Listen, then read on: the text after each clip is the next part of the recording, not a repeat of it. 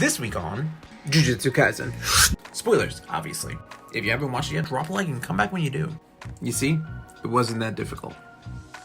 I love this whole, flashback to what they think of Gojo. Oh, Yuji.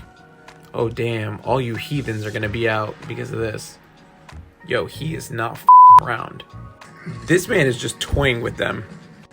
What in the flying Yo. God damn! More heathen fuel.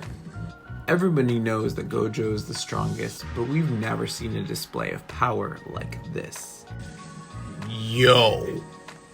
This man is not around. And I love that Jugo tried to use the people as bait and he didn't even flinch. God damn. They got on the train, huh? Yo, that poor girl.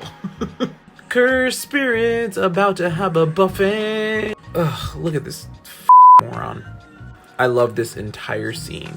The dialogue, the animation, the way that they cut to the villains and then Gojo, the music, everything about this whole thing was absolutely brilliant.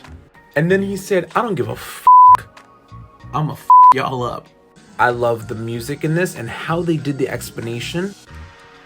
Infinitely was more explanatory than when I read it in the manga.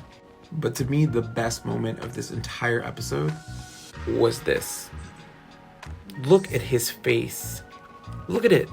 Look at that little smile. The flashbacks, this whole thing just pulled on my heartstrings. And then he was betrayed. There it is. Look at this panel. Mekamaru. If you watch this week's episode, what did you think of it?